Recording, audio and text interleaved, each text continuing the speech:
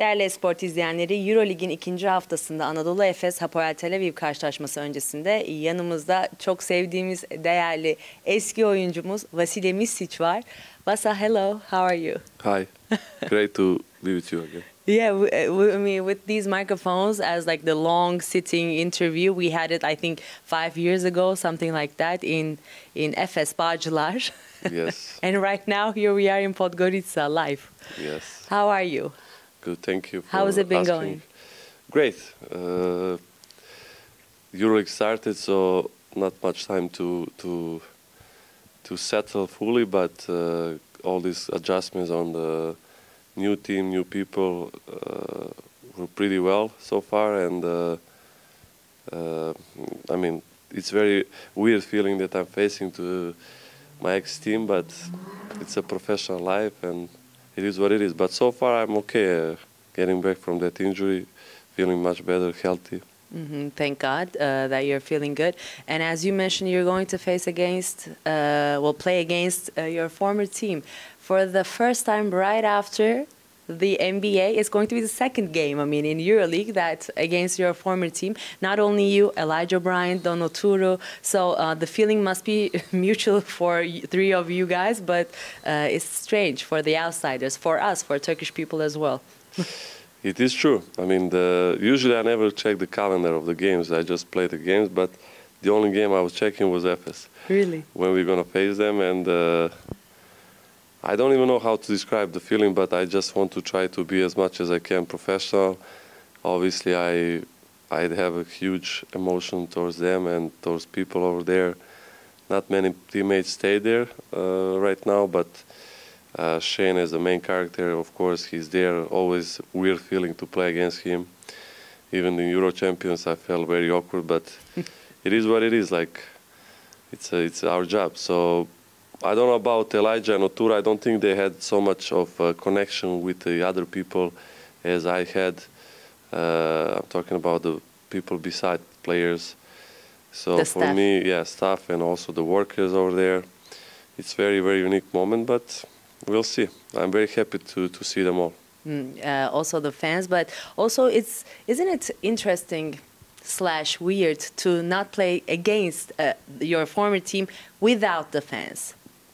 Absolutely. I mean, this is one of the things that I don't like to really give a comment, because it's something beyond my position. But yeah, it would be amazing to play in front of FS fans, and I didn't really understand that it's going to be like this until very few days ago, because I was getting prepared for trip to Istanbul and to see all of them. But it will happen. Eventually, one day will happen. One day, yes, one day will be. Where do you live now? You live in Sofia, or you live in Tel Aviv or Belgrade? Everybody's there. We're curious about where you live. We are actually stationary in Bulgaria. They really host us well. They did pretty well in terms of our organization, because everything was very fast and hard to manage because of the delay arrangements. But I think we have great conditions over there. They support us. Even last game, they almost fulfilled the arena, which was very interesting, very nice. Beside that, we also have games in Israel for the Israeli League. Right. Depends on which players will participate, because we have only 5 foreigners, I think, as a rule. So it's a mix of those two cities, Sofia and Tel Aviv. And not Belgrade. You don't go to your... I was not that much like... That would be a perfect scenario. I can imagine and I can guess. So we'll talk about your year in Hapoel now. But before that, I want to ask you your NBA years. 3 teams, OKC to Charlotte Hornets, and then after Suns. So mentally, can you describe us this feeling of the trades, of the new signings, the NBA atmosphere, and all of that? Absolutely new experience. That's the best description of everything. For me, when I went there, I think I did it really as a child who wants to fulfill his dream. Right. That was a priority of all priorities. But at the same time, I also had some other ideas which definitely makes sense for me now. The reason I went there was to kind of refresh everything around me, because I felt a little bit, I was extremely happy in Efes. I could see myself to end up my career over there. But at that moment, 2023, I felt like I needed something to do with my career, of course, mainly with NBA. And then I really think that I went there a little bit too late, because NBA is really all about young potential players. You have to get that credit for upcoming years. It's a lot about business as well. But once you are young, you have those years to kind of try yourself. In my case, I didn't have these years because I had 2+1 contract, and I kind of knew what to expect since the beginning of the contract with OKC. I knew that this is not ideal start as a team, because those kids already were so gifted or talented at that time. I mean, we can see that they won the championship, but it was a good start because they knew all about me. Like GM Sam Presti had my rights for a few years. He wanted me a couple of years before that, and I said to myself, let's start from there and then let's move on. Obviously, the trade to Charlotte happened quite unexpectedly, because I was supposed to not be in that group of people, but at the end, in NBA, everything is happening in the last seconds, really like that. That was the first time I faced something like that, and it was really weird feeling, even though I was professional always, but never experienced that. Like in 48 hours, you have to play for another team, like nothing happened. And then second time, the trade when it happened, I already knew this is it for me, because I went there to kind of establish myself as a, let's say, backup point guard. I really wanted myself to be with a team that can count on me seriously with all my good and bad parts. Unfortunately, I couldn't get that, but it was a worth experience for me as a person, and for someone who always felt like I would regret if I don't go there. So in total, it was a good experience. Sasha Vezenkov, MVP of EuroLeague, goes to NBA. Vasilije Micic, back-to-back MVP of EuroLeague, goes to the NBA. Now Nigel Davis, MVP of the Final Four, goes to the NBA. How do you see Nigel? I mean, from your perspective, and then because you and Sasha came back. So how do you see Nigel Davis being in the NBA with the Suns and maybe getting minutes? How do you see it? In my case and Sasha, I think we went late. That's like a first main answer. In terms of that opportunity, like you have to get initial respect, which I believe we both get through the contract. Especially my contract was very valuable initially because of the rookie contracts always been like lower, and then you have to prove and prove. In our case, Sasha and mine, we get that, I would say, pretty well, but the team was not settled for us. So if the team is better settled for Nigel, I don't think that contract or financial part will be important that much. But I think that's for him case same. He went, I believe, a little bit too late. I mean, he established himself as a great EuroLeague player. He deserved everything. I remember him from Galatasaray time. Great worker, great competitor. But over there, they really don't emphasize so much what we've done before. Like, they're just into NBA, how can I say, atmosphere and environment. And you either have to have something so special, which is, I don't know, shooting ability, physicality, athleticism, or coach needs to really big fan of you. So in my case, I missed a little bit of everything because I'm a player who needs the ball. Sasha is a player that needs coach who understands his way of playing with all the activities, without ball, shooting ability. If you don't have that support from the coaching staff or the organization, it's hard to stay. So in Nigel's case, I don't know as the organization how they consider him, but hopefully they will be very supportive. I know that Phoenix is a really good organization. Devin Booker as a main guy is a great guy. They're a winning team, they're an older team, so they will not give some young guys too much credit.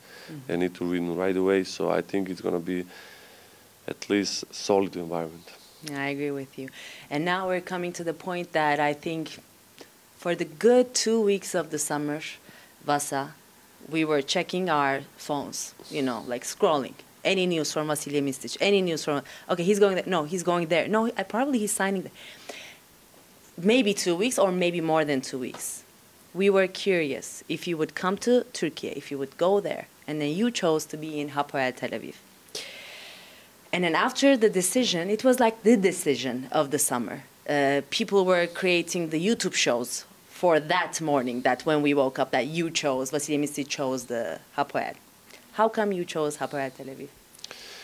Yeah, the negotiation started pretty early with mainly Hapoel initially, but also with other teams, because after second trade I realized I have no energy for another run over there, so I told myself, let's work on my body, let's work on the skills while I was there, and then let's open up with whoever is most interested in me. At that time, initially everything started from Itudis, spontaneously, through the messages. Through the messages? Yeah, I mean, we texted each other, and then we had a call, because nobody really believed that. It was, I think, around December. I already played well that month, so there was a chance for people to consider myself staying in NBA, because I had a stretch of like 10, 15 games really well. And I felt also confident, but I knew that it was sloppy. Trey Mann was injured, LaMelo was injured. It was not the realistic scenario. So once they came back, I realized that I'm about to be traded, and that's when I started to follow a little bit Hapoel and understand that they have a really good plan for future.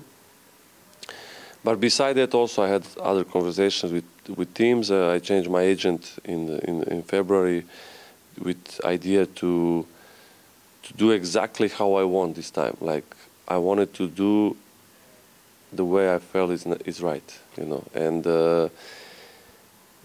I think I did a great job choosing Igor Crespo in this case, because we faced a lot of challenges throughout the 4 months of negotiation. But it was something I could expect, and I can tell that I worked last 14 years for this summer. You know, like, I feel like this summer was special for me, because all the invisible work that I put behind the scene was worth it. Because not only that I get really respectful contract, but I did it on my own way, you know, because people can talk everything. I mean, I don't even read the newspapers, but... Do you read the social media comments? Nothing. You don't read? No. Last 8 years, or maybe even 10. It's advice from Dan Milovic, yeah. Really? He gave me that advice, yeah. But anyway, I'm aware. I mean, we are basketball nation. People talk around me, but I kept myself low-key. I couldn't control what people will say, but I never went public and say I'm laughing with negotiations, or I'm acting like I'm a superstar. I'm nothing. I'm just a player who used his opportunity the best way with people he wants to work with.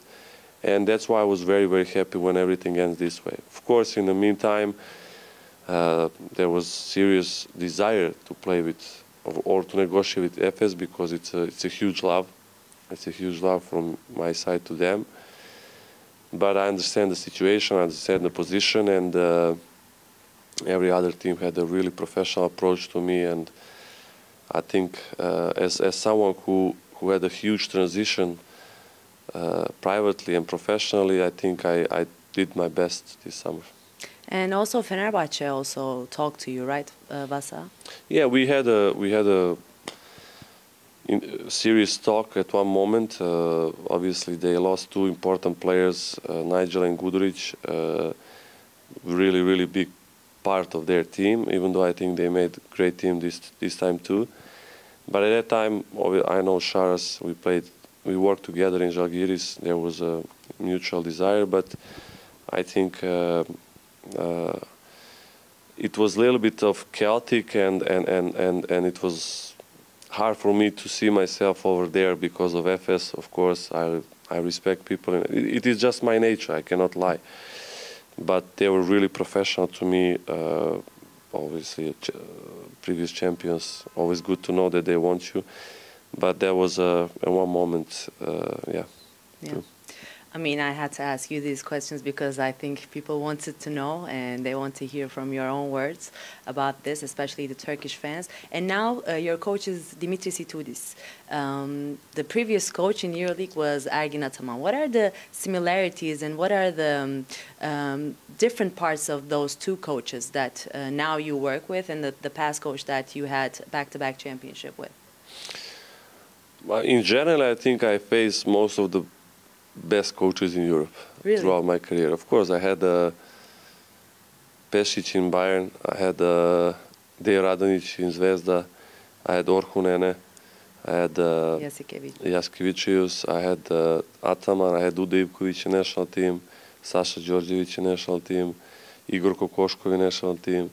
I think the list is really expensive. It is expensive. Yeah, so comparing those two, which you mentioned, they both have the charisma. They both work on the court and off the court image. They like to be respected from the fans, from the environment, from basketball, and but they're different. I mean, obviously, Itoudis used to work with Željko for 15 or I don't know how many years. He's more towards Željko style, with a lot of details, with a lot of adjustments throughout the season or throughout the game. With Ataman was a little bit more simple with his way of coaching. Huge trust to the players with ball creators. I'm not saying that I don't have trust from Itoudis, but it's still early to say that. Second week. Yeah, second week. Hopefully I will gain. But it's a different mentality, but also they're both winners. They like to compete, they like to win. This is all about win.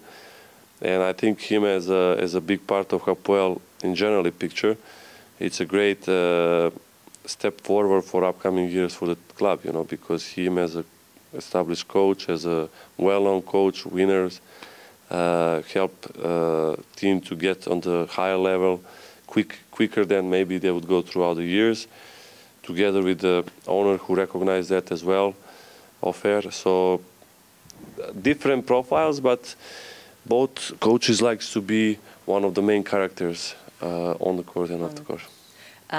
Also, the Eurobasket, that specific game, Serbia against Turkey, against Shane Larkin, against Ergin Ataman, against the former teammates. And can you describe that feeling as well? I faced that already 2022 in Istanbul. We played the game, but it was not the same. This game was much better and much more important.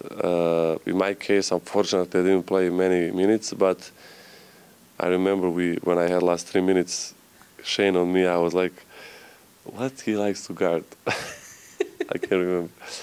Yeah, but it was good experience, memories for life. I think Turkey had really great result this summer, and I talked before the Euro Championship about them as a great contender for the medal, not because I have some great love because I spent 5 years. It's just obvious quality. Şengün had a great year. Shane has always been a good leader. Other players became Chedi also, Osmani great role. Seamus had a great minutes too, but I also believe that main character was Shane on the court with his leadership and calmness in the crucial moments. He has that X factor within himself, and again Ataman with his special approach to relax the team. We talk a little bit in the hotel, but we have a very interesting relationship. I think we respect each other very well, but we never talk too much because that's, me and Ataman, like, rarely. It's just a silent respect. Okay, but when there was this transfer talks, has he ever called you and be like, Vasa, where do you go? Like now? No. Ergin is not doing that. Ergin is very professional. I think they also signed early TJ Shorts, and I knew that this team is closed. They have a really great team this year, and it was more or less everything. We always had good conversation. I remember in Berlin we had a great time too when he won the EuroLeague. I'm a fan of him in terms of he helped me a lot in my career. He gave me opportunity to be main point guard at the age of 24, I think. So this is something I never forget, and beautiful 5 years together. And then now Hapoel Tel Aviv, the team, the chemistry in the team, your teammates, how you felt on the court against when you played the first week and then when you got the huge win. So can you also tell us about the whole chemistry of Hapoel Tel Aviv? I don't know from outside how we look, but within each other, I think we're trying to make it everything faster than usually go with a new team. With communication, I think we have very intelligent players, people who already want something, which is very important for the character of the team. Beside that, we are also fully aware of the potential of this team, but also we just spent maybe fully 3 weeks together. There should be a patience from both sides, like players and staff. But this desire is there. I mean, we have a mutual desire, mutual goals. Me personally, I don't like to waste time. I like to be very productive and very intensive in terms of taking initiative what we can, like on the court. On the court, off the court as well, like extra work, understanding the game. And I'm not always the guy who just sit and talk in front of players. Really, I like to be like first example, and then everyone can see that I'm really doing stuff. But in this specific case, I think maybe I'm 31. I have a lot of experience. Maybe I can be more transparent to some of them to understand that I'm very behind them. I sign a long-term deal. My desire is always to win, to be the best part of the team. So now I'm trying to initiate some conversations where I can be helpful for the players, just on the basketball. Beside that, I'm not talking anything. So right now, I think we are going to good direction. This win was just one of the games, but I hope for some of the newcomers in EuroLeague, it's important to feel the difference of the basketball level from EuroCup and EuroLeague, which is obvious. Not in every team, because there are good teams in EuroCup, but in course of the 38 games, it's going to be a huge difference. Right. And now we are facing another game. That's how I think we should supposed to approach game by game, and we'll see where we're going to end. And lastly, since we're the broadcaster of EuroLeague in Turkey, I want you to make some comments about those two teams as Fenerbahçe Beko and Anadolu Efes. How do you see the new teams of them, the players as well? Honestly, Efes is great. Really, with new coaching staff, with newcomers, they really did a great job in free agency. It's not easy to find in this time trustful players, kind of young still, right. Excited, hungry, and also have quality. They did a great job. For Fener, they struggle with, I said already, two important pieces, but with newcomers, I know Tucker very well. He's a beast, great talent, great body. And I already think that, I already said in NBA that he could fit Europe well because he plays slow pace, he can shoot, he has a great understanding of the game. Jan Tunen from, I faced him in Euro champion, great player too. Balvin second year will be much better, he will be more confident with Sharas.